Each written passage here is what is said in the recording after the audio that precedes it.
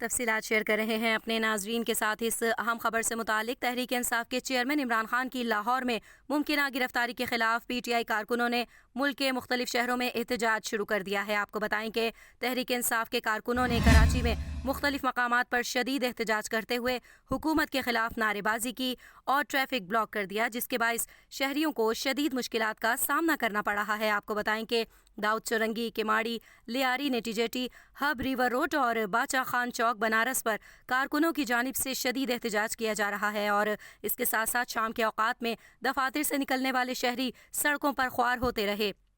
آپ کو یہ بھی بتائیں کہ ضلع سینٹرل میں بورڈ آفس 4 کے چورنگی، ضلع شرقی میں راشد منہاس روڈ، سہراب گوٹ اور ضلع ساؤتھ میں شاہین کمپلیکس اور 3 تلوار پر احتجاج کیا جا رہا ہے۔ اس کے ساتھ ساتھ آپ کو یہ بھی بتائیں کہ پشاور میں پی ٹی آئی کارکنوں نے پریس کلب کے سامنے جمع ہو کر احتجاج کیا، اور عمران خان کی رہائش گاہ پر پولیس ایکشن کے خلاف مری میں سابق ایم این اے صداقت عباسی کی قیادت میں جی پی او چوک پر احتجاج کیا گیا، اور پی ٹی آئی مظاہرین نے ٹائر جلا کر مرکزی شاہراہ بند کر دی۔ احتجاج کے باعث راولپنڈی مری ایکسپریس ہائی وے سے آنے والی ٹریفک بلاک ہو گئی ہے، اور مری جانے والے سیاحوں کو مشکلات کا سامنا کرنا پڑ رہا ہے۔